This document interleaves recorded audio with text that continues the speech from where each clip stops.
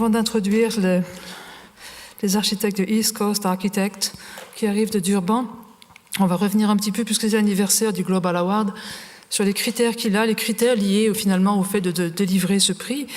D'abord, ils sont très lisibles sur le site internet. Ce sont des critères bien sûr liés aux transitions écologiques, énergétiques, urbaines. Mais je dois dire aussi que parmi ces critères, et ça peut peut-être vous surprendre en matière de critique d'architecture, nous regardons très près, nous sommes très intéressés par le modèle économique des architectes. Ça, pour moi, c'est un critère très important. Pourquoi ?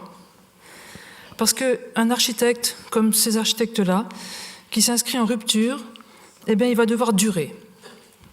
Il va devoir résister aux lois du marché dominantes. Et ce n'est pas un hasard, parmi tous les lauréats du Global Award, si nombre d'entre eux, par exemple Salma, Dame Lugy, que je salue, qui est parmi nous, ou Francis Kéré, ont créé des fondations. Ce sont des organismes qui les permettent de travailler hors du marché, voire contre. Vous vous souvenez peut-être que l'an dernier, les architectes belges de Rotor, qui nous ont exposé cette théorie du réemploi, qui fondent leur pratique, ont carrément créé une entreprise de déconstruction. Ils ont créé un outil de production. Donc ils interviennent par rapport à cette économie du marché. Et je pense que c'est quelque chose de très important. Et alors, dans ce jeu qu'on doit avoir quand on s'inscrit en rupture avec les lois du marché, je dois dire que les fondateurs de East Coast Architects n'ont pas été les moins inventifs. Parce que nous sommes entrés en contact, ils m'ont dit, que j'aurais demandé, mais qu'est-ce que c'est East Coast Architects ? Ils m'ont dit, nous, on est une agence de développement rural. Ça, on ne me l'avait encore jamais fait. Et en fait, c'est vrai. C'est vrai, c'est une agence de développement rural. Ce sont des architectes qui font du développement rural en Afrique australe, dans les grands territoires. Ils construisent des équipements de santé, d'éducation, avec bien sûr des principes écologiques et participatifs solides, dont ils vont vous parler. Parlons d'économie. Ces projets sont financés par des fondations, des ONG. Ils sont aussi abondés par les communautés qui apportent des matériaux, qui apportent des savoir-faire, qui apportent du travail humain. Bon, en économie normale, tout ça, ça ne tient pas. Alors, comment ont-ils duré ? En envoyant de toutes les couleurs, comme on dit en français. Je crois même qu'en ce moment, économiquement, ça ne va pas très fort. Quelque chose me dit ça, mais que ce n'est pas la première fois que vous avez un cycle un peu, avec des hauts et des bas. Mais ce n'est pas très grave parce que la structure est très légère. Elle est très légère, elle est conçue pour absorber Elle n'est pas enchaînée au marché. Et puis aussi parce qu'elle est fondée, en la personne des fondateurs, sur des expériences très riches et très complémentaires. Et ça fait une agence pas ordinaire. Steve Kinsler, l'un des fondateurs, en fait, a été d'abord ingénieur agronome. Il a longuement travaillé dans le développement rural. Il a sillonné toute l'Afrique australe. Il en connaît les climats, les matériaux, les sociétés. Et puis, avec une trentaine déjà bien amortie, il a repris des études d'architecture. Derek Van Herden est plus normal. Il a fait des études d'architecture. Il est professeur. Il mène professeur et théoricien. En France, on l'inscrirait dans le fil des travaux de Kenneth Frampton en tant qu'enseignant. Et il est par ailleurs un expert des programmes éducatifs. Il a construit beaucoup d'écoles avant de créer East Coast Architects. Il a été conseiller auprès des ministères. C'est donc un expert du système éducatif et de ses programmes. Avant de découvrir leurs travaux, je terminerai en disant que c'est une vision de l'Afrique du Sud que nous n'avons pas, qui est surprenante. Nous sommes très loin des townships de votre ami Karin Smuts, qui sont effectivement l'urgence d'aujourd'hui. Mais l'urgence de demain, ce sont les grands territoires, c'est le monde rural en fait, même si ce mot n'est plus très approprié. Mais gardons-le. Parce qu'il y a un gros problème, il faut y combattre la pauvreté, il faut combattre l'exode. Alors comment faire ? En développant. Et en fait, ECA fait ça, fait du développement rural, on y revient. Elle construit en particulier beaucoup d'écoles, des écoles pour faire école, avec une architecture quand même assez étonnante, extrêmement expressive, je dirais même figurative, extrêmement économe en même temps. C'est une architecture qui immerge les jeunes dans des microcosmes dont elle leur montre tous les ressorts, la gestion de l'eau, la gestion de l'énergie, les cycles de l'économie vivrière. Ce sont des microcosmes qui transmettent par eux-mêmes une formation au développement et dont ils sont en fait les acteurs, puisque dès le début du projet, ces étudiants sont associés au projet, à la construction. Chers amis, Please, Steve and Derek, please.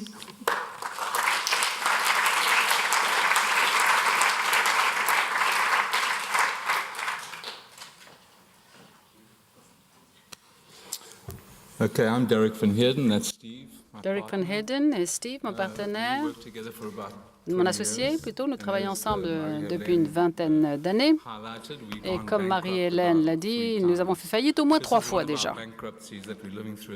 Et nous faisons faillite actuellement. Même, nous avons dû emprunter de l'argent même pour venir vous voir. Heureusement, il y a une fondation qui a subventionné, mais j'espère qu'on va pouvoir la rembourser. Alors, le business plan est très mauvais. Nous avons tous les deux nos propres agences et la plupart des gens qui travaillent avec nous doivent soit travailler pour nous sans être payés, mais ils sont sûrs de s'amuser beaucoup. On commence tard le boulot, on rentre tard à la maison, on rentre tôt à la maison, pardon, et nous travaillons dans des endroits comme celui-ci. Voilà où travaille Steve. Nous ne travaillons pas au même endroit. Voilà pourquoi nous arrivons à travailler ensemble depuis 20 ans, parce que nous ne travaillons pas au même endroit. Et voilà de quoi s'occupe Steve. Il est en train de réhabiliter, reviabiliser sur la côte sud toute une parcelle de terrain et il voit des baleines, des dauphins l'hiver, etc. Bref, il est en train de restaurer un terrain qui a été une plantation de tomates, qui avait aussi été utilisé à des fins agricoles, et on essaie maintenant de réhabiliter ce terrain et de retrouver sa splendeur passée. Et voilà mon studio, mon agence, c'est là que je travaille.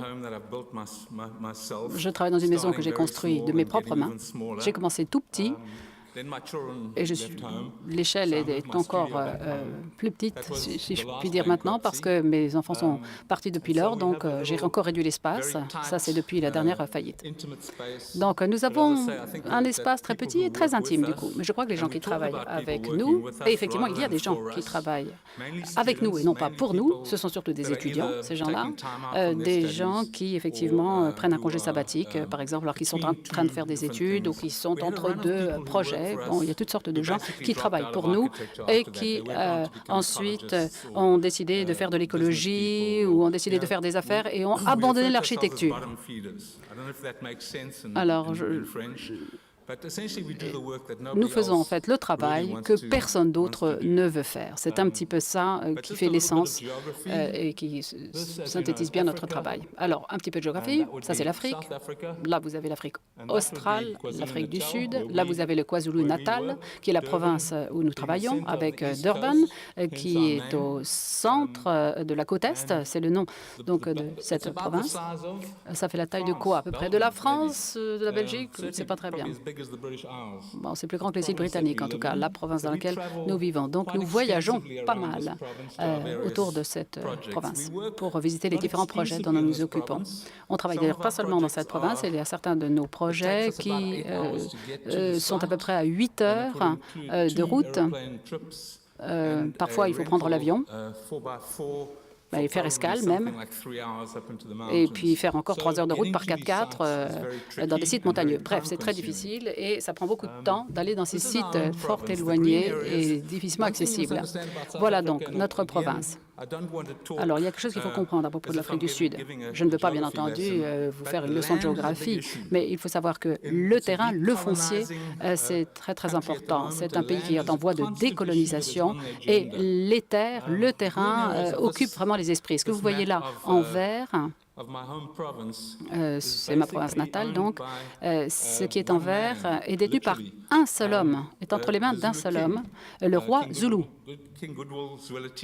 C'est le coup Zwelithini, le roi Zwelithini. Donc, ça fait à peu près 40% du territoire de notre province détenu entre les mains d'un seul homme. On ne dit pas qu'il est propriétaire des lieux, mais il a un petit peu la tutelle de ces terres. C'est un peu le même système que les Anglais avaient également dans ces territoires. Les gens qui vivent sur ces terres les occupent par la grâce du roi.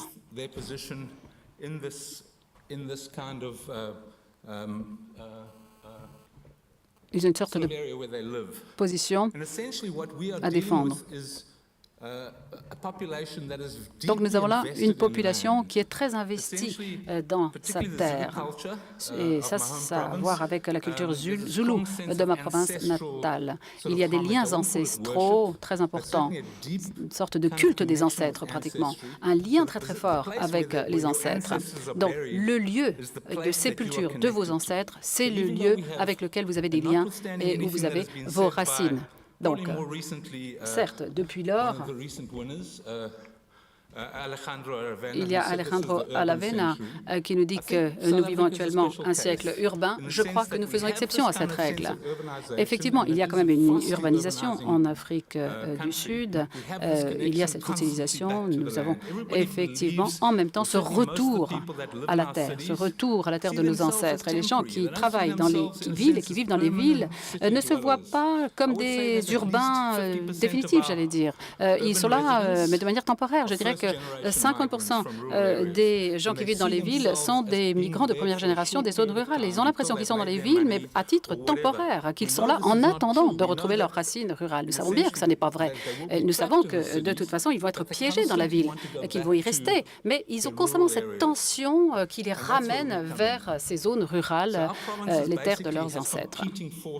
Donc, il y a des forces ou des impulsions concurrentielles. Il y a plusieurs occupations possibles de ces terres. Il y a le sucre, les cannes à sucre déjà.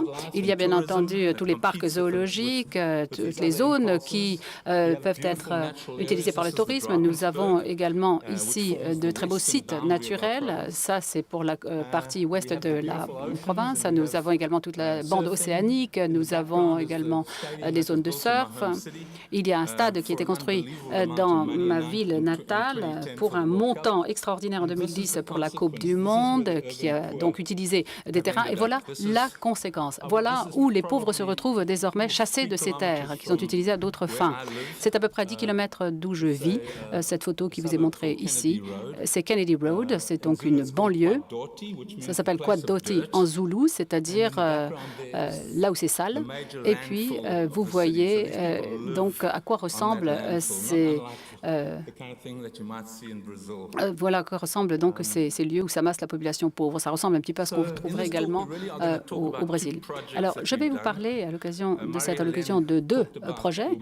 Marie-Hélène a dit que nous travaillons avec les écoles. Les écoles, effectivement, c'est certainement ce que nous savons faire de mieux.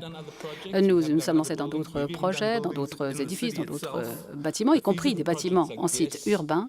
Mais je vais maintenant vous montrer deux projets dont nous sommes fiers. Et ces deux projets ont été financés par une ONG qui est d'ailleurs aux États-Unis. Tout d'abord, une école qui se situe à peu près à 3 heures au sud-ouest de Durban, qui s'appelle l'École primaire des 7 Fontaines. Et puis, vous voyez Vélé, école secondaire, presque à la frontière avec le Zimbabwe. Il s'agissait là de deux communautés qui existaient déjà. Nous préférons d'ailleurs travailler dans le cadre d'écoles existantes. Nous avons 26 000 écoles dans le pays environ, et je dirais que c'est pratiquement 2 tiers de ces écoles qui se situent en zone rurale. Ça n'est pas la même chose qu'en zone urbaine, parce que dans les zones rurales, certaines écoles comptent peut-être 200 étudiants, parfois pas plus, alors que parfois on arrive à 1500 ou 2000 élèves ou étudiants en milieu urbain. Donc, il y a des écoles qui sont très intimes. Regardez l'exemple de Seven Fountains. Pendant 46 ans, cette école n'accueillait que 7 à 14 élèves, c'est tout. Et environ en 2000, oui, mon micro est bien branché, en 2000, ça a un petit peu changé. Nous sommes allés voir cette école parce qu'un de nos voisins avait été délogé de son exploitation agricole. qui était en bordure d'une ville.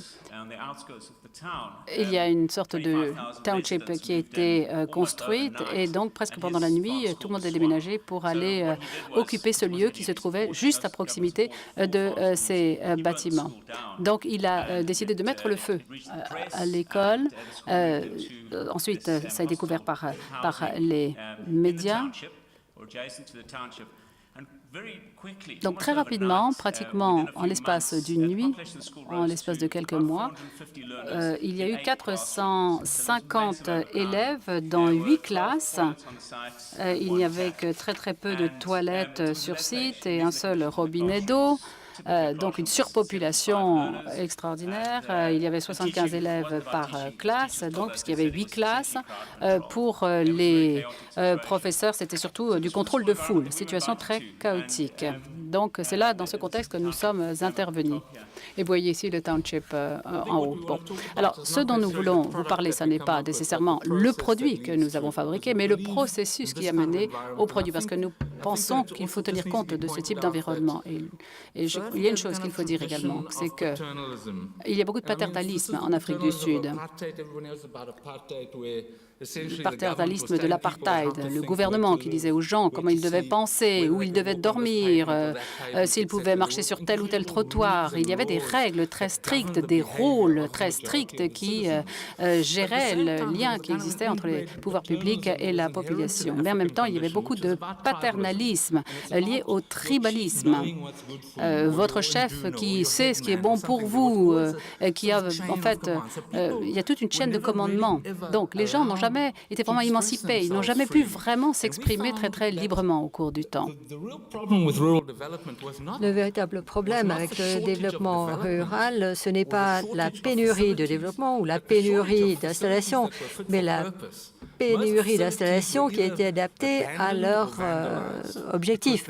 La plupart d'entre elles étaient abandonnées ou vandalisées parce qu'il y avait un sentiment de non-propriété. C'est le sentiment d'appropriation qui était très important. Les gens utilisaient ces installations et lorsque ça vient du haut vers le bas, il y aura une critique forte vis-à-vis des installations qui seront fortement rejetées et très typiquement, ça conduit à un fort taux de vandalisme, destruction de biens et activités antisociales. Donc nous avons conçu des processus qui ne sont pas gravés dans le marbre, qui sont ouverts aux suggestions et nous avons pris en compte ce qu'on entendait, l'idée de la spontanéité et la capacité à répondre à toutes sortes de choses qu'on balançait, si on peut dire, plutôt que de suivre le plan quinquennal. On a résisté à l'idée de la normalisation, de la standardisation et l'idée d'avoir une idée préconçue sur ce qu'on allait construire. L'idée il a fallu que, en fait, l'architecte se prive de son pouvoir et en fait, ça ne fait pas partie de notre ADN. Et toutes les solutions ne sont pas là. Parfois, il y a des bâtiments qui sont plus ou moins importants que ce qu'on pense qu'ils sont. Donc, certains bâtiments ne devraient pas être construits, tout simplement. Et en tant qu'architecte, il faut le reconnaître. Parfois, on construit des bâtiments à des endroits où il ne devrait pas y en avoir. Donc, on a fait des ateliers, on avait une communauté qui avait été complètement traumatisée, leur école avait été brûlée, ils avaient été expulsés, ils étaient sans abri, et donc il n'y avait que des maisons, pas d'école, pas de dispensaire, pas d'infrastructures sociales du tout. Et lorsque vous entendez les hommes politiques parler, ils parlent de quantité. Ils ne sortent jamais rien qui soit en rapport avec la qualité. C'est combien de toilettes, combien d'écoles, combien de salles, etc. Et les toilettes, c'est important parce que la plupart des élèves ont des choses dans leur organisme dont il faut qu'ils se débarrassent. Et donc, ça, c'est notre petite mascotte en bas. Et on a organisé des ateliers pour les impliquer.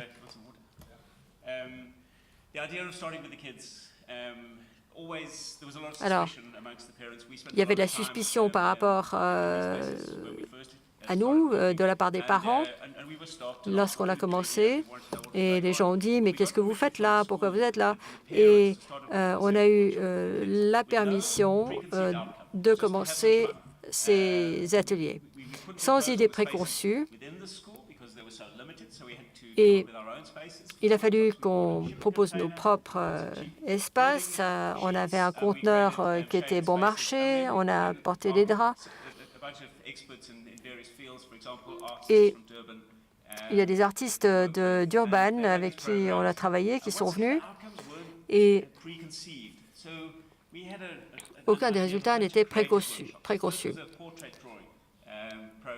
Ce serait bien que l'intervenant parle dans son micro et qu'il s'en rapproche. On a du mal à l'entendre. Merci. Donc, on a demandé aux enfants de dessiner un portrait les uns des autres par paire de deux. Et on les a observés, on a parlé avec les enseignants, on a passé plusieurs journées à l'école. On a essayé de comprendre les événements sociaux, l'infrastructure dont ils avaient besoin, ce qui manquait. Et les résultats ont été tout à fait miraculeux. Ce qu'on a affiché, un des résultats, c'était cela.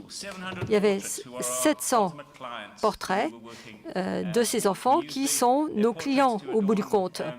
Et on a utilisé les portraits pour la décoration. On en a fait des cartes de Noël et on en a fait des transferts qu'on a mis sur les vitres de l'école.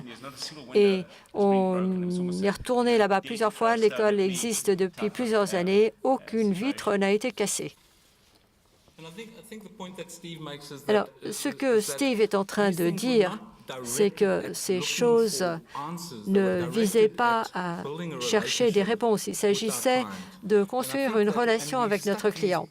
Et on a collé les affiches dans le studio. On a rappelé à tous ceux qui travaillent dans le studio, c'est eux les clients. Ne pensez pas que c'est la personne qui paye la construction du bâtiment qui est votre client. Même si ces enfants ne seront là que de manière temporaire et qu'il y en aura d'autres ensuite. Ils laissent leur marque sur l'école. Et donc, on travaillait vers cette idée d'appropriation. Et on a terminé l'événement avec des chants. C'était au moment de Noël. On a fait venir les ingénieurs, tous ceux qui avaient participé. Et parallèlement à ce processus, avec les élèves, on a également eu des contacts avec les parents, on voulait leur expliquer ce qui passait, on a eu des réunions communautaires, on leur a présenté certaines des idées et on a essayé de mettre un petit peu de structure.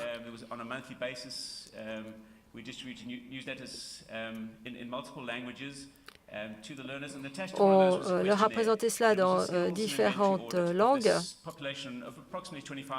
et ça s'adressait à une communauté d'à peu près 25 000 personnes. Et les résultats pour nous ont été tout à fait étonnants. On a trouvé des compétences dans cette communauté dont on n'aurait même pas rêvé. Et Derek a mentionné des ateliers auxquels ont participé les enseignants. Et les enfants étaient beaucoup plus ouverts et nous donnaient plus d'informations sur les besoins de la communauté. Les parents ont l'habitude d'une approche qui est dirigée du haut vers le bas, où on leur dit voilà à quoi ressemblera votre école. Je me souviens d'une réunion où, à la fin, on a demandé aux gens de commentaires. Mais les gens, en fait, quand on leur a demandé qu'est-ce que vous pensez du projet, ils ont dit, écoutez, le projet nous va très bien, simplement, on est reconnaissant que vous nous ayez posé la question. Ça a duré sur 6 mois et c'était sidérant de voir qu'il a fallu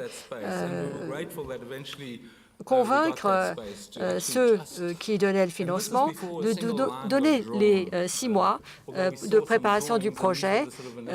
C'était avant que quoi que ce soit dessiné. On avait fait quelques petits dessins que vous voyez là au départ. Et une fois que la construction a commencé, la construction n'avait rien d'extraordinaire. Il s'agit d'une architecture robuste, simple.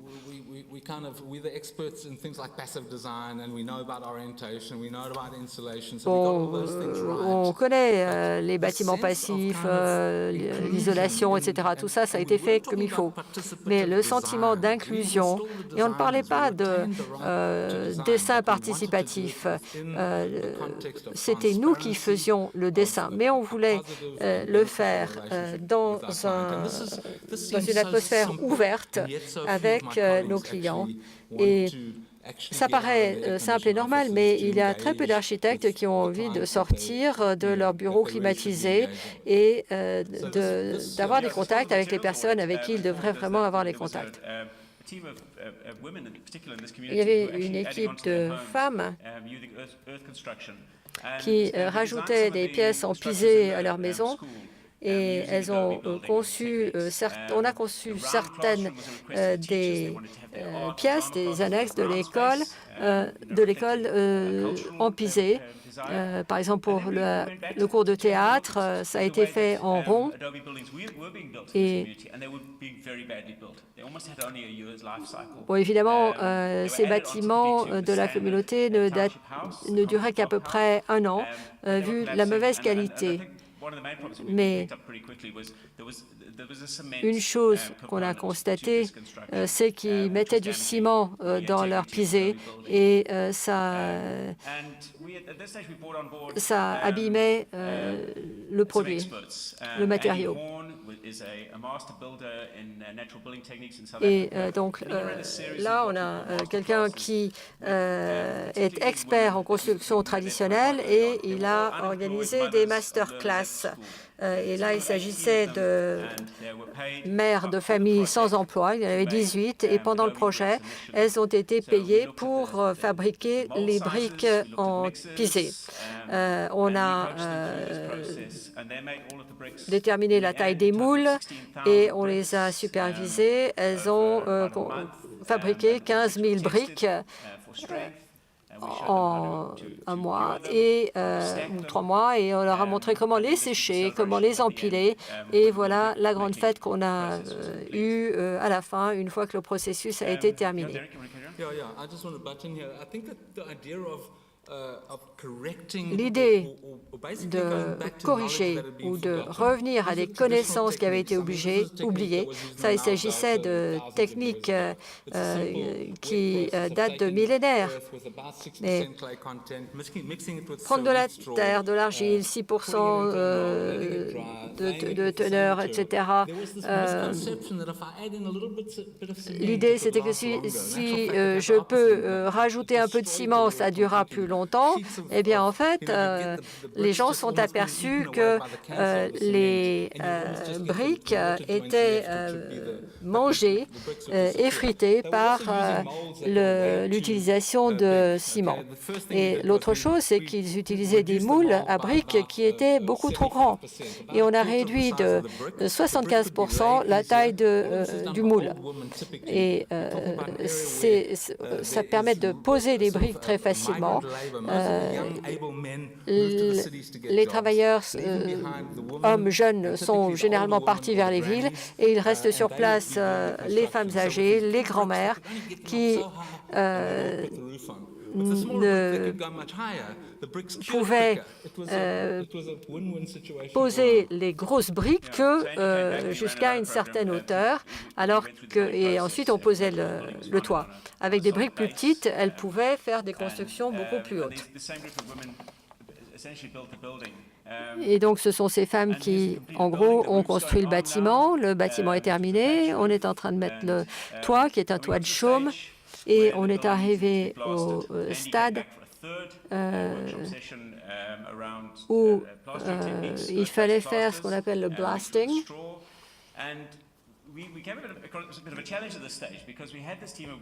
Et on avait cette équipe de femmes. Il fallait en fait rajouter le plâtre. Et la principale école était déjà maintenant occupée. Et il y avait des enfants qui couraient partout pendant leurs cours de gym. Et on avait une très bonne relation. Et l'école nous a permis de demander aux enfants de nous aider. Et les enfants ont préparé l'enduit qu'il a fallu ensuite appliquer. Donc, maintenant, le bâtiment est utilisé pour la communauté. C'est devenu pas seulement un bâtiment important pour l'école, mais il est utilisé à d'autres fins par la communauté. Alors, on avait vu qu'il y avait une préoccupation qui était la perte de la culture. Bon, c'est un peu difficile de mettre du mobilier dans une salle de classe ronde. Et ça donne à ce qu'ils appellent les quatre coins. C'est déterminé par le mobilier qu'on met dedans. Mais les gens souhaitaient, la population souhaitait exprimer leur culture par ce bâtiment rond traditionnel. Et du coup, c'est un bâtiment signature. Alors, ça a un peu effaré les politiques. Ils ont été un peu perturbés du fait qu'on était en train de construire cette école ronde alors qu'il y avait un projet de démolition. Donc, on a peint ces bâtiments avec des artistes et une autre équipe de femmes. Ils ont décoré une grande partie des panneaux. Voici le résultat final dans l'école primaire. On a utilisé de la brique d'argile qui venait de la région. 25-30 km. Et c'est assez courant maintenant, le concept de bâtiment écologique ou bâtiment vert. À l'époque, c'était relativement nouveau.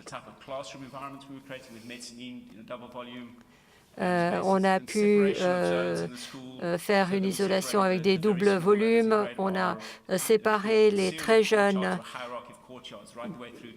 des plus grands par une série de cours. C'est des choses qu'on avait décidé de faire lorsqu'on a eu des interactions avec les enfants. Et à la fin, on a mis un revêtement galvanisé, très simple,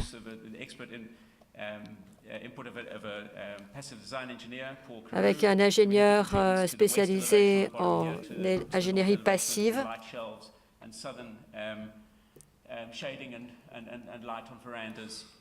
Et donc, ça a permis d'apporter de l'ombre. Un des résultats du processus, c'est qu'on a pu obtenir un don d'une compagnie d'électricité pour toutes sortes de dispositifs de mesure. Ça nous intéressait de voir quelle était la performance du bâtiment. On voulait être sûr qu'on suivait les bonnes pratiques. Donc, on a pu avoir des capteurs, des instruments de mesure. On a mesuré donc la consommation d'eau, l'éclairage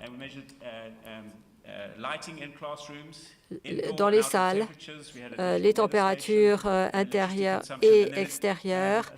On mesurait également le vent. Donc, on a mesuré toutes sortes de températures. Un des résultats, et on l'a fait dans les écoles qu'on a construites par la suite, il était encourageant de constater que la température faisait 15 degrés de plus en hiver à l'intérieur.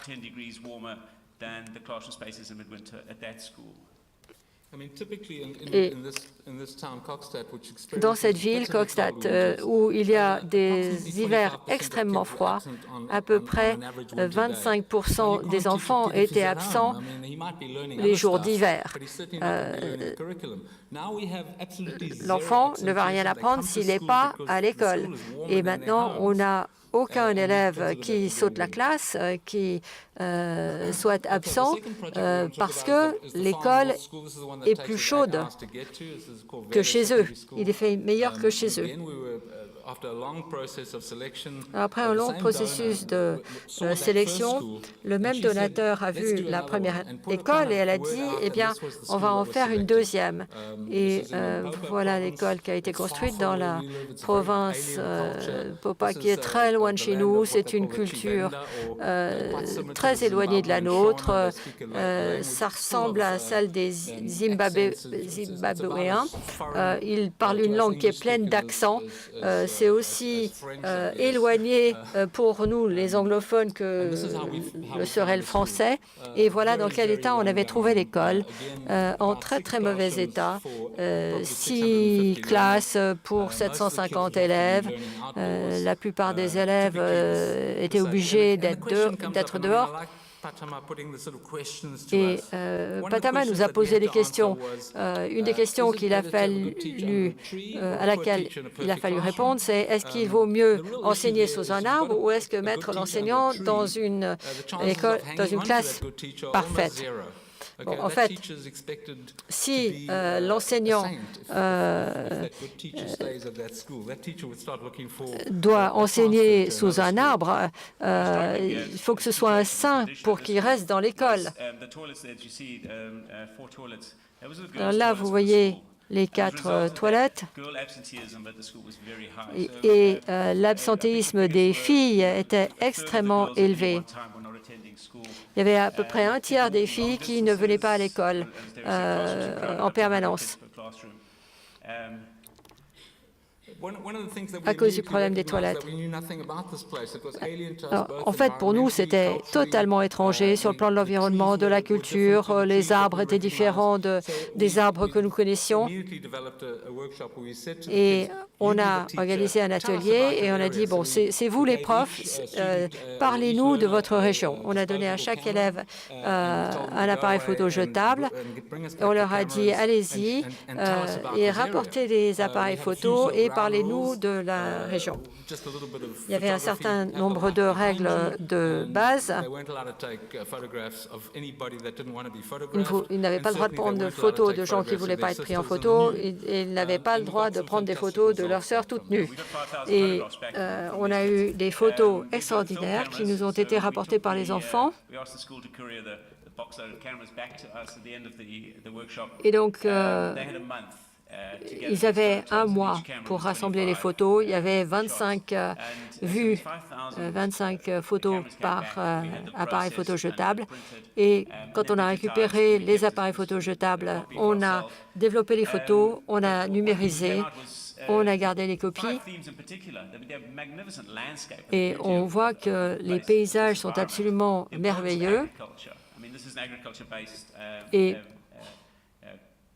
ce sont des terres agricoles, de l'agriculture de subsistance. Et voilà le type de maisons que les gens construisaient pour eux, des maisons rondes, une belle utilisation des matériaux. Les femmes jouent un rôle dans la construction et cela donne le sentiment de la communauté. On ne rencontrait les enfants qu'à l'école, en uniforme. Et là, on voit quelle était leur vie en dehors de l'école. Et on s'aperçoit qu'il y avait énormément d'animaux de la ferme. Donc, on a imprimé les photos et on a eu une journée d'exposition qui a été un très grand événement pour les enfants et les enfants ont pu repartir avec les photos qu'ils avaient prises. Et entre-temps, on avait cette très magnifique ressource. Alors, on a pu faire des diaporamas sur les ordinateurs puisqu'on avait tout numérisé. Et donc, on avait le diaporama qui tournait derrière et ça nous a permis, si on peut dire, d'endoctriner notre équipe, en tout cas l'intéresser à cette région sur laquelle ils travaillaient.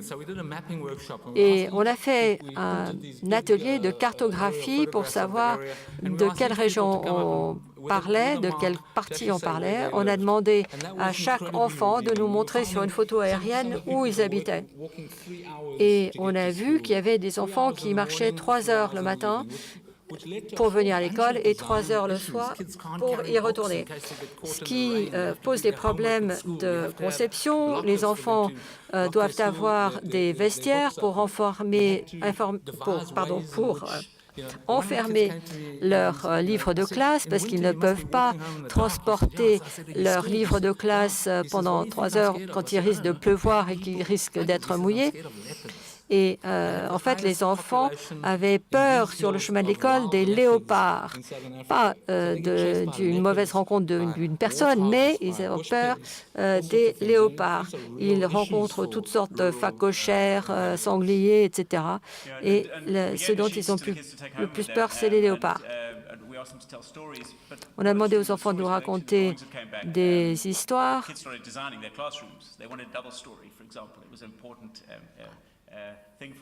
Et c'était important pour les enfants. Ils ont parlé de leur environnement, la classe enseignée sous l'arbre. Et je crois que le sentiment de la distance était ce qui était le plus important. Le fait qu'ils aient à marcher plus de 10 km par jour dans chaque sens.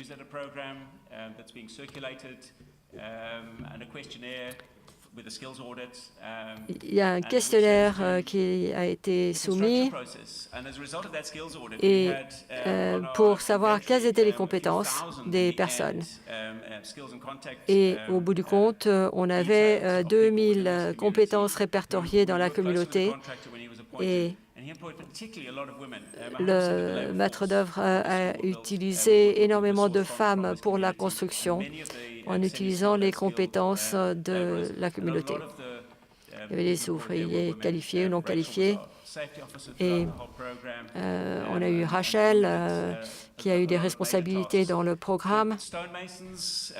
Les tailleurs de pierre, il s'agit d'une communauté de tailleurs de pierre.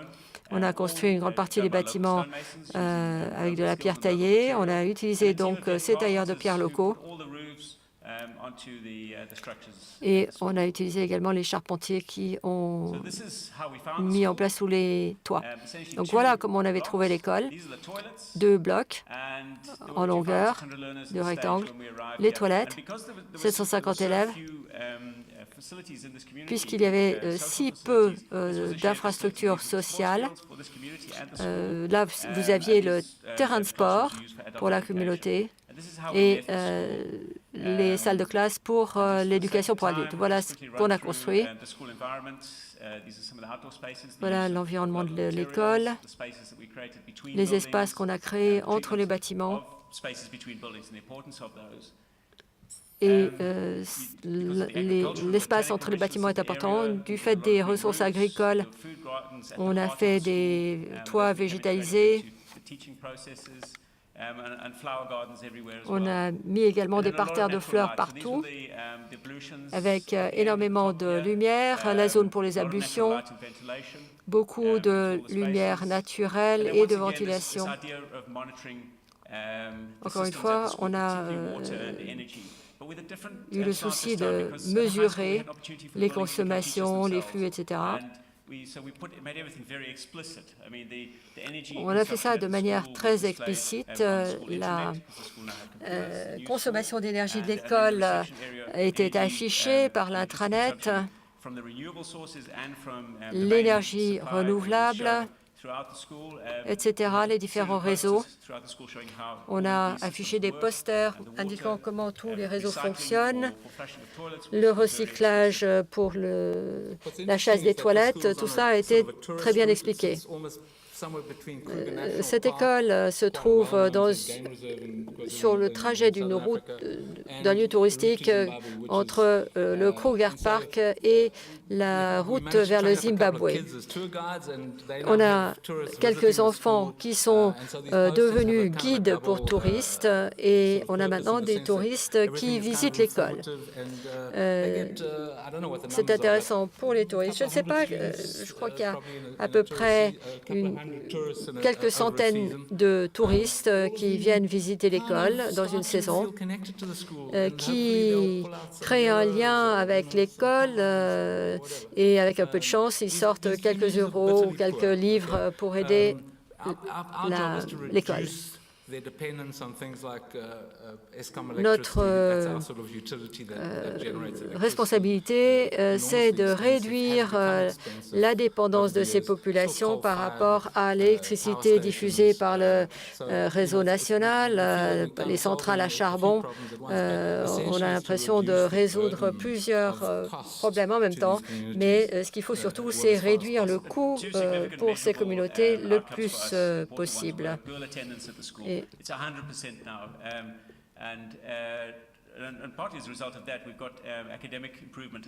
on a une amélioration des résultats scolaires.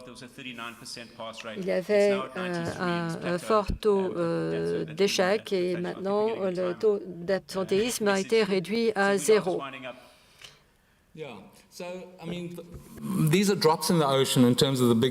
Bon, ce sont des gouttes d'eau dans l'océan, étant donné les besoins éducatifs du pays. Mais on avait dit qu'il y avait 26 000 écoles. La plupart d'entre elles sont certainement des infrastructures tout à fait insuffisantes en ce qui concerne les sanitaires, l'électricité, l'énergie, etc. Il y a beaucoup à faire. Et il y a beaucoup d'agitation actuellement dans notre pays. On y pense beaucoup, on se mobilise. Il y a plusieurs groupes sociaux qui s'attellent à la tâche. Il y a Section 27, l'autre ONG qui nous a aidés également, et on essaie vraiment de lutter pour pouvoir développer, rénover ces écoles. Il faut que ce soit les pouvoirs publics qui s'y collent. Donc, je ne dirais pas, je ne suis pas prescriptive quant à ce que doit faire notre gouvernement, et je suis sûre qu'il y a des tas d'autres pains, beaucoup de pain sur la planche et des tas d'autres possibilités, mais les gouvernements essaient d'éviter les responsabilités qui lui incombent vis-à-vis du système éducatif. Nous demandons au gouvernement de simplement, effectivement, travailler à l'amélioration de ces écoles. Merci.